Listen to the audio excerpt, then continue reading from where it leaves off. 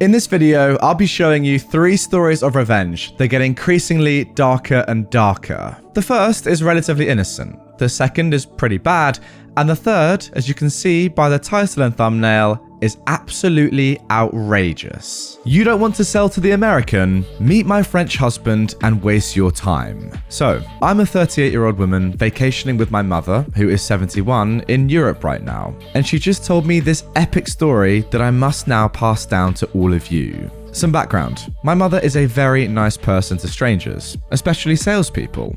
Aggressive salespeople will back her into a corner for an hour until I come and rescue her because she doesn't want to be rude. My father passed away a few years ago at age 81, and he was born in Egypt and was schooled in both French and Arabic, and considered both to be his native languages. And then he learned English as an adult when he moved to the US. A few years after they got married in 1976, but before they had kids, they took a vacation to Paris. My mother collects stamps, and she wanted some French plate blocks to add to her collection. She left my father napping in the hotel room and went to the post office a block away, planning on spending $300 to $400 on stamps. She got to the post office and waited in a very long line. When she finally got to the front, the woman behind the counter told her in perfect English that she didn't speak English.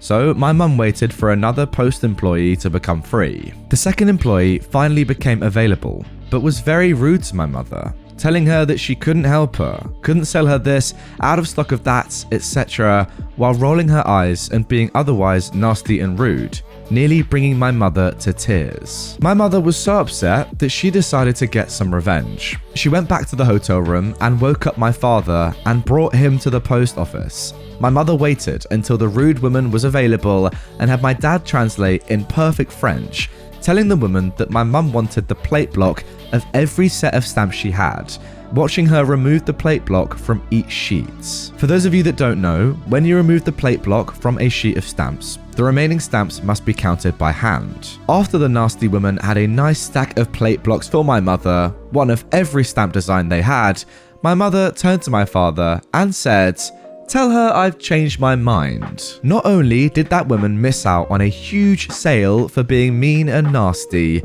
but she also had to spend a good 30 to 60 minutes after closing to hand count each individual stamp after they close for the day. I am just so proud of my very polite mother right now. Oh wow. I must say, I absolutely love your mother. Not in that way, but you know, she seems like a wonderful woman. But doing that and wasting this horrible person's time to that extent is so good. Can you imagine this employee's face after thinking she's made a massive sale, going through all the badges and hand-picking them one by one, then hearing, "Oh, actually no, I've changed my mind." That would give me nightmares for a long time. Landscaping owner rips my friend off for $400. So my friend makes him incur $15,000 in expenses. A while back, my friend was selling some stuff online, and among the items was a water heater. You know, the ones you see in every community hall or church kitchen. It was in working condition. He threw it up online for $150 and got an email from a person who runs a landscaping business saying he'll give him $100 cash today.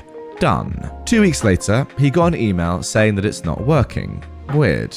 So my friend offered to give a full refund or cover repair costs if it's under $100. The guy instead sent an invoice for $400, saying the repairs had been done, and if my friend doesn't pay in 48 hours, he'll send a debt collector after him. He paid it out of fear and emailed him the confirmation. The landscaping owner then emailed back saying, "This is the price you sometimes have to pay when selling secondhand electronics," followed by, "Have a great day. Don't let this hold you back," with a smiley face at the end of the email. A month later, my friend was in a bar and he overhears a girl talking about how her boss, who runs a landscaping firm, screwed over some idiot selling a water heater. My friend said, "Oh dang, I gotta hear this. Do you mind if I join your table?" And the girl said sure and told the story. Her boss had bought a busted water heater from a secondhand store for $25 and a working one for $100, and billed the seller for the repair for the busted one before he sold it on for $300 to some community group. My friend asked, "Who did this so I don't hire that guy to fix up my yard?" Ha-ha-has all round. She says the company name, and lo and behold, it's on the email of the guy my friend sold the water heater to. He was the idiot in the story. He told me he was pretty angry about it, but COVID then hit, so he had other stuff to worry about.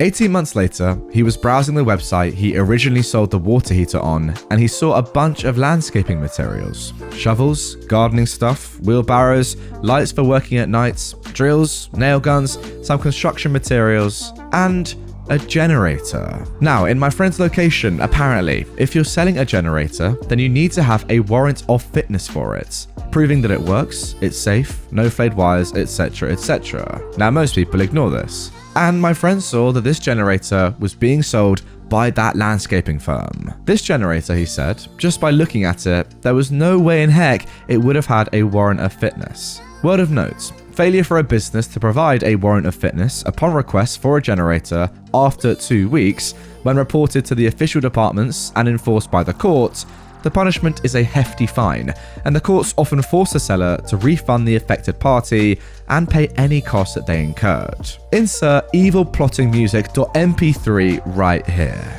He talked to his flatmate, who agreed that they would go 50-50 on the generator, but he would transfer the money. Now, my friend had never met the landscaping firm owner face to face when selling the water heater. He left it outside and pickup was confirmed via his security camera. And when he got there, it was clear that the owner, this old grumpy looking man who enjoyed yelling at his employees, had emptied out his storage units. The owner was very much, as it is, no refund, and the flatmate showed him the transfer confirmation, and they took the generator for $800. No warrant of fitness provided. They then took it to a friend of theirs, who was an electrician, and he agreed to check it and give an invoice for repairs. And to quote the friend, it would be cheaper to buy a new generator. And to be honest, this generator shouldn't have been sold. It should have been scrapped.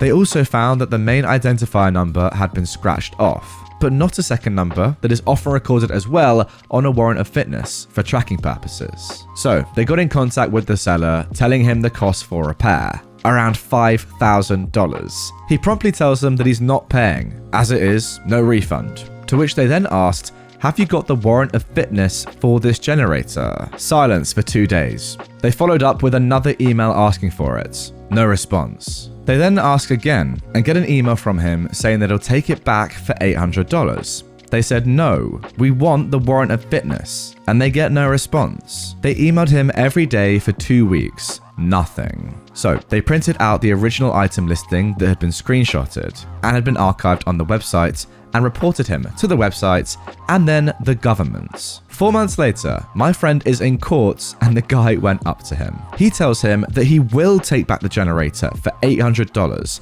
and that my friend and his flatmate will be going in to tell the judge that the seller has refunded them and that they want it all dropped. And that's what's happening here. Full stop, end of story. They are doing what they are told to do. My friend said no. So they went into the courtroom and it was over very quickly.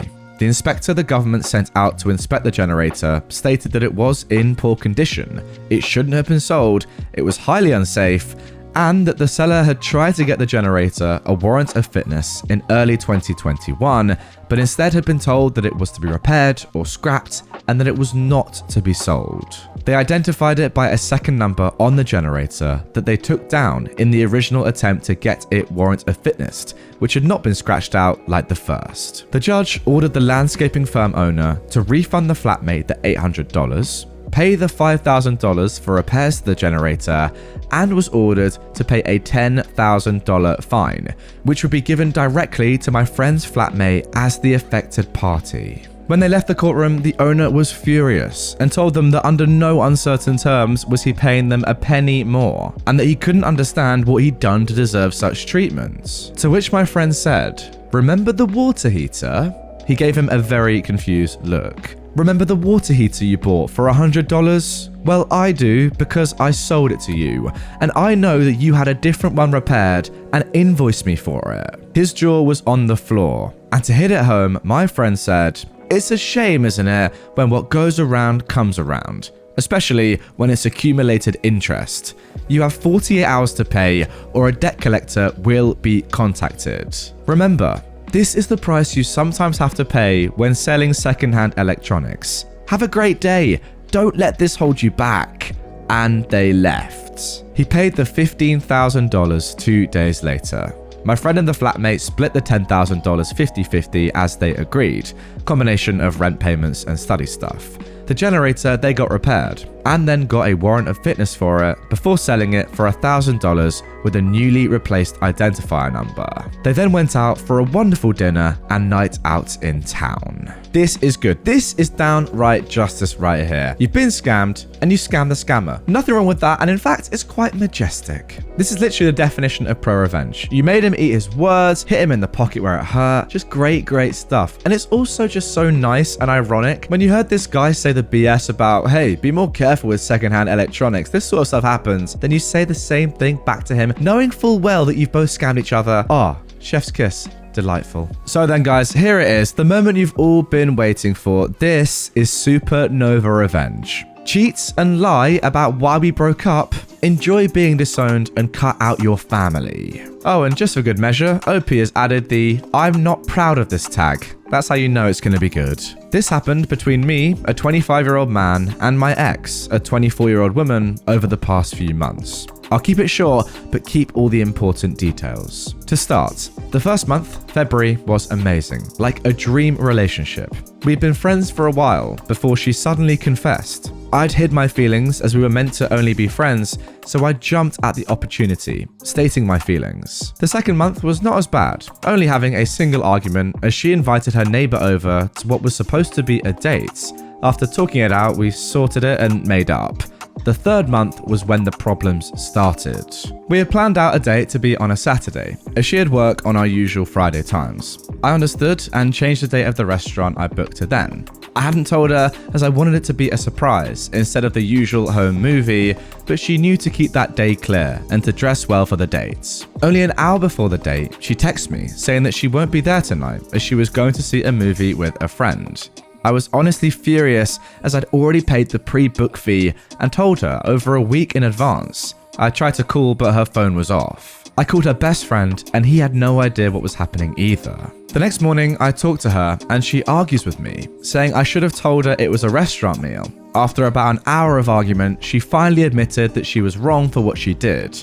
I accepted that and we took a day break to calm and clear any bad feelings. After that, the relationship started to decline. I stayed the same, but she started to get more and more distant. Eventually, after 3 weeks of no intimacy, not even kisses, I confronted her, asking what's going on. She says she needs a week to think and wanted to be single for that. I told her I don't mind taking a break if that's what she needs, but I don't see why being single is needed for that. She argued it's for her freedom, but I realized it was for another guy. We broke up and she spread lies about me cheating and being abusive.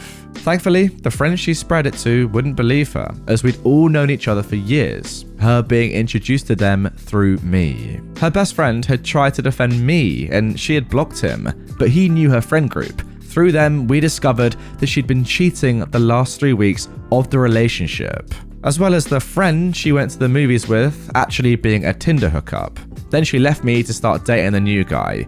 To nobody's surprise, he blocked her after she tried to start dating him, and soon she dropped out of university, as the guy had uploaded the videos of her cheating to porn sites, spreading through the uni. It was then and there that I decided I wanted revenge. It wasn't much, as I knew her parents, and we were really close. They knew nothing that was going on and assumed we'd just broken up. Her parents, though, are super religious, along with her grandmother. So, although painful, I found the links to the videos, downloaded them, and took screenshots of all the breakup. Then I contacted her family, saying I had something I wanted to share. I created a group chat with her parents, grandmother, and ex-best friend. Then, I uploaded all screenshots and videos, along with a text message explaining everything that's happened. There was no contact for about a week. Then her ex-best friend filled me in on the situation. She'd lost her scholarship due to dropping out of university. Her grandmother, after seeing the proof, cut her from the will and disowned her, followed by her parents, and then her being evicted from the house, as well as support cut off.